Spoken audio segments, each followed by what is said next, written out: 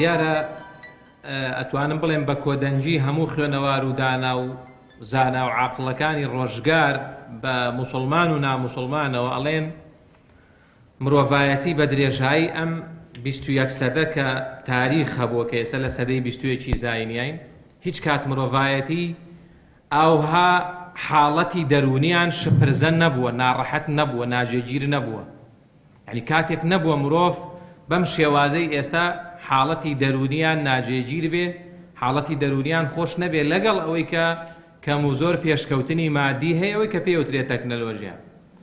ئەمەی شۆکارەکەی بۆ ئەوە ئەگەڕێتەوە کە مرۆڤی ئەم سەردەما بە شێوەیەکی گشتی کەمی سەرقاڵی خۆیەتی و کەمی ئاگای لەوەیە بە عەمەلی و بە کردەی کە خوای پەروەردگار بۆچی هێناوێتە سەر زەوی، مەبەست لە دروستبوونی چییە؟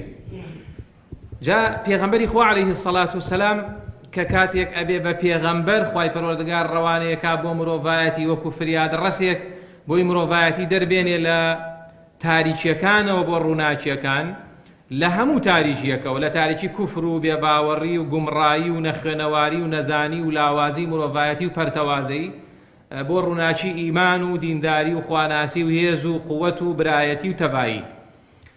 پێغەمبەری خوا عەلەیهی السەڵات وسەلام لە چوار جێگەی قورئانە خوای پەروەردگار باسی ئەوەمان بۆ کات ئەم پێغەمبەرە عەلەیهی السەڵات وسەلام چوار ئیشی گەورەی هەیە لەگەڵ مرۆڤایەتیە و پێغەمبەری خوا عەلەیهی السەڵات وسەلام ئەو ئیشانەی کردووە بەم ئیشانە توانوێتی دڵی مرۆڤەکان خۆشکە و مرۆڤ لەو پەڕی خراپیەوە دەربێنێ بۆ ئەو پەڕی چاچی و بۆ لوتکەی سەربەرزی دنیا و دوارڕۆژی مرۆڤایەتی. یەک لەو ئیشانەی پێغەمبەر عەلەیهی السەڵات وسەلام ئەوەیە کە قورئانە فەرمێ و یوزەکیهم، پێغەمبەری خوا عەلەیهی السەڵات وسەلام تەزکیەی مرۆڤایەتیەکە. جا با بزانین تەزکیە یعنی چی و ئینسان لە چۆوە تەزکیەی نەفسی دەسەکەوێ و بۆ تەزکیەی نەفس گرنگە بۆ تاچی مرۆڤەکانی ئەو ڕۆژگارە بە تایبەتی بۆ ئێمەی موسڵمان. لە زۆر ئایەتی قورئانە خوای پەروەردگار دەستەواژەی تەزکیەی بەکارهێناوە، تەربیە بەکار نەهاتوە پەروەردەکردن، چونکە تەزکیە مانای پەروەردەیشی تایە بە زیادەوە. کەلیمەی تەزکیە لە زمانی عەرەبیە بە مانای نمو ئیرتیقا دێ، بە مانای زیادە و بەرەکەت دێ، بە مانای تەطهیر و تەصفیە و تەربیە و ئیسلاح دێ. ئەمانە یعنی ئەگەر ئینسان تەزکیەی خۆی کرد، یعنی خۆی خاوێن کردەوە، خۆی داڕنی لە خراپە و خۆی ڕازانەوە بە چاکە، ئەم مرۆڤە وردە وردە گەشاکە پلەی بەرزەبێتەوە لای خوای پەروەردگار، ژیانی بەرەکەتدار دەبێ و چاکسازیش لە ژیانیا ڕوودەدا. ئەوەی خوای پەروەردگار لە قورئانە فەرمی قەد ئەفلەح من تەزەکا یان قەد ئەفلەح من زەکاها لە دوو جێگەی قورئانە. بەڕاستی سەرفراز ئەو کەسەیە کە خەریکی خۆیەتی و خۆی خاوێنەکاتەوە. مەبەست لە تەزکیەی نەفس بریتیە لە دووشت، التەخلیە والتەحلیە زاناکانە فەرموون. یعنی وازهێنان لە کۆمەڵێک شتی خراپ کە خوا لەسەری قەدەغە کردووی هەر لە کوفر و فسوق و نیفاق و دووڕووی و گوناه و تاوان و سەرپێچی خوا و ئەمجار خۆڕازانەوە بە کردەوە چاکەکان لە تەوحید و یەکتاپەرستی و ئیمان و عەقیدەوە بیگرە تا بیچووکترین چاکەکە. پێغەمبەری خوا عەلەیهی السەڵات وسەلام فەرمی ئەدناها ئیماتەة الأذى عن الطریق. تەزکیەی نەفس ئەوەیە ئینسان فێر بێ پێش چاکە واز لە خراپە بێنێ. یعنی زاناکانە فەرموون هەتا وەکو ئینسان فێری ئەوە نەبێ واز لە خراپە بێنێ چاکەکانیش بکا وەکو پێویست تەزکیەی نەفسی بۆ ناکرێت. چونکە تەزکیەی نەفس چۆن ئەڵێ دوو کۆڵەکە و پایەی هەیە. پایەی یەکەمیان بریتێ لە وازهێنان، سەر چاوەی ئەم تەزکیەی نەفسەیش عەقیدە و بیرروباڕ، عەقیدە و بیرروباوەڕیش هەر وایە. یعنی دینی ئێمە پێشەوەی پێت بڵێ چاکە بکاڵە بڵێ لا ئیلاها، جارێ هیچ پەرسترا و نین شایانی پەرستن بن، ئەم جارە بێ بڵێ ئیلەڵڵا بێ پەرستن بۆ خوای پەروەردگار بکەیت. بەڵام ئێستا زۆر موسڵمان، زۆربەی زۆرمان ڕەنگ بێ نوێژی خەوتنانمان بە جەماعەت کردبێ و بەعزێک زکر و ئەوانەمان خوێندبێ و فەرزەکانمان کردبێ، بەڵام قورس بێ لەسەرمان بتوانین بچینەوە لە ماڵەوە کەناڵێکی خراپ بسڕینەوە. خۆ تەزکیە ئەمەیە. یعنی هەتاوەکو تۆ زاڵ نەبی بەسەر نەفس و هەوا ئارەزووتە کەناڵە خراپەکە نەسڕیتەوە، تەزکیەی نەفسە بۆ دروست نابێ. تاوەکو زاڵ نەبی بەسەر هەوا و ئارەزووتە دەستبەرداری ئەم جلو پەرگ و پۆشاکە ناشەرعیە نەبی بۆ خوشکان، تۆ تەزکیەی نەفس بۆ دروست نابێ. با ڕۆژی سونەتیش بگری. زۆر خوشکی بەڕێزەیە جلو بەرگ و لیباسەکەی ناشەرعی و ڕۆژی دوو شەمان و پێنج شەمانیشی نافەوتێ. ئەوە تەزکیەکەی بە نەقص هێناوە، هەر لە ئەساسەوە بە غەڵەت هێناوێتی، بەڵام پێی ناڵێ ڕۆژ و سونەتەکان نەگری. دەستخۆشیشی لێ یەکەین و دوعای خێریشی بۆ بکەین خوای پەروەردگار هیدایەتی بە. گرنگ ئەوەیە تۆ لەگەڵ ئەمڕۆ کە نوێژە جەماعەتەکانت کرد کاسبیەکەیشت حەڵاڵ بێ، دەستبەرداری کاسبی حرام بە، ئەمجا تەزکیەی نەفسە بۆ دروستە بێ. ئێتر ئەوەی کە پێوترێ گوناه و سەرپێچی کە ڕەنگ بێ لەو ڕۆژگارەیە زیاتر بن. بۆ گرنگە ئینسان خەریکی خۆی بێ، تەزکیەی نەفسی خۆی بکات لەبەر چەند شتێک. یەک، تەزکیەی نەفس وەکوتم یەکێکە لە چوار ئیشە گرنگەکەی پێغەمبەری خوا عەلەیهی السەڵات وەسەلام. پێغەمبەری خوا عەلەیهی السەڵات وەسەلام بۆ ئەمە هاتووە کە ئەمە لە چوار جێگەی قورئانە خوای پەروەردگار باسیەکە. هو الذي بعث في الأميين رسولا منهم يتلو عليهم آياته ويزكيهم ويعلمهم الكتاب والحكمة وإن كانوا من قبل لفي ضلال مبين. كوابو إنسان قربي وشوين بيغمبر كوي عليه الصلاة والسلام بي آقاي لم شوارش تبي آقاي لدقكاني قرآن بەڵگە و نیشانەکانی بوونەوەر بێت، چونکە یەتلو عەلەیهیم ئاياتی بەس قورئان نییە، بوونەوەریش ئەگرێتەوە، ورد بوونەوە لەم بوونەوەر و دەسەڵاتی خوای پەروەردگار، لەم هەموو جوندی و سەربازی خوای پەروەردگار کە لەم کەونەیە هەیەی خوای پەروەردگار. ئەمانە هەمووی ئیشی پێغەمبەر بوو عەلەیهی سەڵات وسەلام کە بێ بە مرۆڤەکان بڵێ مرۆڤایەتی ئەوە بیرکەنەوە، بیرتان مەمرێنن، بیر لە ئايات و دەسەڵات و نیشانەکانی خوای پەروەردگار کەنەوە بۆ ئەوەی زیاتر لە خواوە نزیک بن و زیاتر ملکەتی خوای پەروەردگار بن. دوایی ئەفەرمێ وەیوزەکیهم، ئەم جار خاوێنیانەکاتەوە تەزکییانەکە، یعنی وایان لێک ئاواز لە خراپە بێنن و چاکەکان بکەن. ئەمە بە شێوەیەکی گشتی خۆمانەوەنی ئینسان هەر خراپە نەکە، بەڵام ناکرێ ئینسانی باوەڕدار لەسەر خراپەیەک بەردەوام بێ کە تاوانی گەورەیە، لەسەر خراپەیەک بەردەوام بێ کە خوای پەروەردگار لەعنەتی لە خاوەنەکەی کردووە.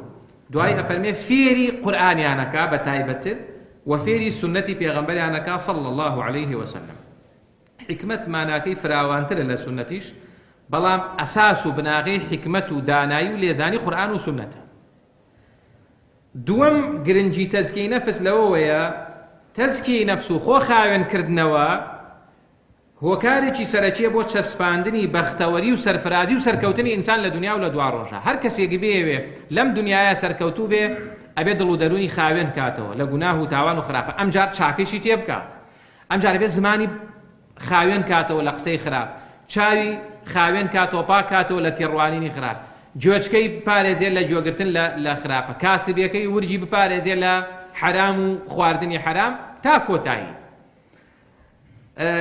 خوای پەروەردگار لە سەرەتای سوورەی شەمسە سوێن بە کۆمەڵێک دروستکراوی زۆر گەورە و مەزنە خوا، والشەمسی وضحاها والقمر إذا تلاها تا ئەخیر دوای فەرمێ ونفس وما سواها فألهمها فجورها وتقواها قد أفلح من زكاها وقد خاب من دساها. أما ياساي خويا لمبونوري هر کس هەوڵی دا خۆی بپارێزێ، خۆی ئاگای لە خۆی بێ بە تایبەتیش لەو ڕۆژگارەیە خراپەکان واز لێبێنێ و چاکەکان کە خوا فەرمێ مە سەربەرز و براوەیە و ئەفەرمێ دۆڕاویش ئەو کەسەیە کە نەفس و دڵ و دەرونی دا ئەپۆشێ بە گوناه و تاوان.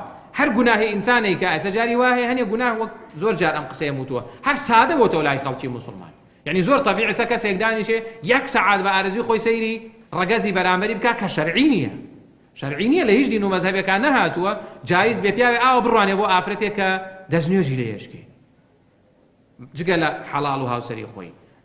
ئەمە شەرعی نییە، شەرعی نییە کەسێک دانیشێ سەعاتێک و 2 سەعات گوێ لە فیلمێک گرێ کە ئەم فیلمە هیچی تیانێ سوودی هەبێ بۆ دنیا و دوا ڕۆژی بگرە زەرەریشی هەیە بۆی. ئێتر شتەکانی تریش بەو شێوازە. ئەم خراپەکردنەکە ڕۆژانە ئینسانی کە ڕەسوول الله عليه الصلاة والسلام فەرمی إن العبد إذا أذنب ذنبا نكتت نكتة سوداء في قلبه. خەڵکی مسلمان کە تاوانێکە وەکو خەڵکی کافر نییە کە ئێتر دڵی لێ بۆتەوە، بەس من و تۆی مسلمان هەبێ زۆر وریابین. پێغەمبەری خوا عەلەیهی سەڵات وسەلام فەرمی هەر هەڵەیەکە ئەیکەی هەر تاوانێ نوختەی ڕەش لەسەر دڵت ئەنووسرێ. ئەگەر خێرات تەوبەت کرد و پەشیمان بوویتەوە ئەوە دڵت پاکە بێتەوە، بەڵام ئەگەر بەردەوام بووی ئەم نوختە ڕەشانە لەسەر دڵت زیادە بێت تا وای لێدێ دڵت چاکە و خراپەی لەلا وەکو یەک ئەبێ. ئێستا چەند کەس هەیە زۆر تەبیعیە لەلای گوێ لە گۆرانیەک گوریا گوێ لە قورئان گرێ وەکو یەک وایە لەلای دڵی ناجوڵێ بۆی کە بڵێ ئەمە گوناهە تاوانە سەرپێچییە. ئەمە بۆ وای لێ هات، بۆ وایە بۆ بیرێک ناکاتەوە ئەم کەسە ئەوەندە گوناهی کردو و تەوبەی نەکردەوە بەردەوام بووە. پێغەمبەری خوا عەلەیهی سەڵات وسەلام فەرمێ دڵی ڕەشدا گیراوە کە ئێتر ئەوە خوای پەروەردگار مۆریش هێنێ بەسەریە تاعەتەکانیش دەوری بۆی نییە. جا خوای گەورە فەرمێ قەد خابە من دەساها، دۆڕا و نەکبەت و سەرشۆڕ ئەو کەسەیە کە نەفسی خۆی دا ئاپۆشێ بە گوناه و تاوان. ئەمەی کە پێغەمبەری خوا عەلەیهی سەڵات وسەلام فەرمی. بۆیە ئەگەر ئێمە بمانێ بەختەوەریەکمان دەستکەوێ، بەختەوەری هیچ کاتێک لە گوناه و تاوانە نییە. ئەکرێ لە گوناها ئینسان چێژێکی دەستکەوێ پێڵێن لەزەت و چێژ جیاوازە لە سەعادەت و بەختەوەری. کەسێک گوناهێک کا ئێستا سەیری فیلمێکە کا سەیری لایکێکەکە لەسەر شتێکی خراپی بۆ هاتووە ئەو گوناه و تاوانانەی کە ڕۆژانەیان بینی ئەکرێ چێژێکی چەند دەقەی دەستکەوێ بەس دوایی قوربەسەرەکەی بۆ ئەمێنێتەوە ئەگەر تەوبە نەکا و گوناه و تاوان بێ. بەس سەعادەت ئەوەی کە خوای پەروەردگار ئەوێ ئێمە سەعید و بەختەوەر بین ئەوە جیاوازە، ئەوە هەمیشەیە و بەردەوامە. تەزکیەی نەفس بۆیە گرنگە چونکە ئێمە لەم سەرزەویە خوای پەروەردگار ئاگاداری کردوینەتەوە دوژمنمان هەیە. ناکرێ مرۆڤێکی موسڵمانی عاقڵ خوای پەروەردگار لە قورئانە پێی فەرمووە تۆ هاتوویتە سەرزەوی بە دوژمنداری هاتووی. قل نهبطوا منها جميعا بعضكم لبعض عدو. خوای گەورە فەرمێ خوا فەرمێ ئێمە کە ئادەم و حەوامان هێنایە سەرزەوی پێمانوت ئادەم و حەوا خۆتان و نەوەچەکانیش ناوریابن کە دێنە سەرزەوی ئێوە بە دوژمندارەتی دێنە سەرزەوی. دوژمنێکتانەیە کە شەیطانە. لە ئاەتەکەی ترا فەرمێ ئین الشەیطان لەکم عدو فاتخذوه عدوا. ئەم شەیطانە وەکو حەسەنی بەسڕیە فەرمێ ڕەحمەتی خوای لێبێ خەو و پش و مش و ئەم شتانەی نییە. شەیطان باوەڕی بەوە نییە ئیسراحەت کا.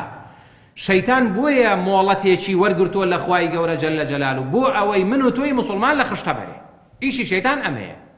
ئیتر ئەنواع سەرباز و جوندیشی خوای پەروەردگاریش دەسەڵاتێکی کەمی پێداوە. دەسەڵاتی شەیطان لە بەرامبەر ئیمان و عەقیدە و بیر و باوەڕی ساغی ئیسلامەتی و دینداریە زۆر لاوازە.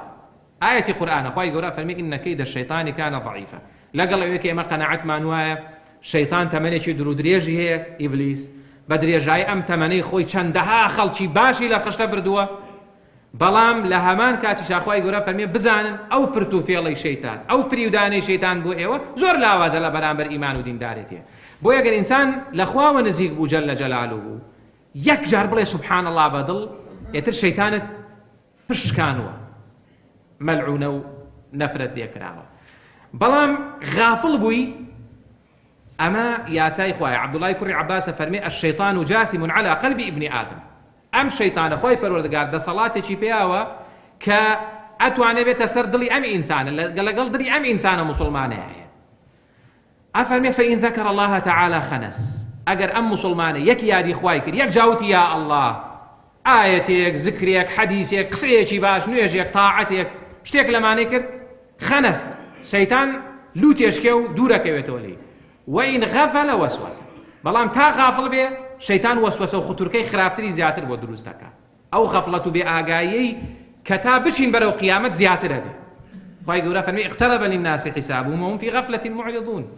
لە کاتێکە ئەبوو بە پێی هاوچێشەکە ئێمە تا بەرەو تەمەنەچین و تا بەرەو قیامەتەچین غەفڵەتمان کەمتر بێ زیاتر بە ئاگابین. بەڵام مرۆڤایەتی تا زیاتر ئەچین بەرەو قیامەت خوای پەروەردگارە فەرمێ غەفڵەت و بێ ئاگای و پشت هەڵکردنەکەیان زیاترە. ئەم شەیطانە هەمیشە لە ئیشایە بۆی من و تۆ لە خشتە بەرێ. چی بکەین بۆی شەیطان پارێزراوە بین؟ ئەبێ هەوڵ دەین خۆمان خاوێن کەینەوە دڵمان نەیەرین ژەنگی گوناه و تاوان بکرێن. کە پێغەمبەری خوا عەلەیهی سەڵات و سەلام فەرمێ دڵەکان ژەنگەگرن بەهۆی گوناه و تاوان وەکو چۆن ئاسن ژەنگەگرێ. خوای پەروەردگار فەرمێ باوەڕداران نەکەن شوێن هەنگاوەکانی شەیطان کەون. یعنی شەیطان یەک فێڵی نییە هەزاران فێڵی هەیە. خوای گەورە فەرمێ هەر کەس شوێنی شەیطان کەوێ شەیطان ئیشی ئەوەیە فەرمانەکە بە خراپە و گوناه و تاوان و شتی ناشری. بەڵام خوای گەورە فەرمێ ئەگەر چاکەی خوا بەسەرتان نەبوایە کەستان نەتانەتوانی خۆتان خاوێنکەنەوە. ئەوە خوایە جەلە جەلال و یارمەتی داون کە تەزکیەی نەفستان بکەن. کەوا بوو ئەوەی کە ئێستا من و تۆ تروسکایی ئیمان لە دڵمانە هەیە ئەگەر چی لاوازی شەبێ ناو بەناو ئەوانە پێویستی بە وەکەڵێ دەمزەرکردن و بەهێزکردن و نوێکردنەوە هەیە. پێغەمبەری خوا عەلەیهی سەڵات و سەلام فەرمی دوعا بکەن ئیمانتان نوێ بێ. ئەم ئیمانە فەزڵی خوایە تا لەگەڵ خوایە بینت باش بێ سنوورێکی خوا کەمتر بشکێنی خوای پەروەردگار زیاتر یارمەتی دەدا. یەک گوناهێکی کە تۆ ئەیکەی بابی چووکیش بێ گوناهەکە ئەڵێ ئێمە گوناهی بچووکە و ئەوانە پیاوچاکانی زوویان نەفەرمووە فەرموویانە لا تنظر إلى صغر الخطيئة ولكن انظر إلى من عصيت. ئەڵێ قەت لە گوناه و تاوانە فێری ئەمە مەبە بڵێ ئێمە گوناهی بچووکە ئەڕوا بە ئاوی دەستنوێش. خۆ قسەی ڕاستە گوناهی بچووک بە ئاوی دەستنوێش ئەڕوا. بەس ئەڵێ تۆ بڕوانە یاخی بووی لە چییە؟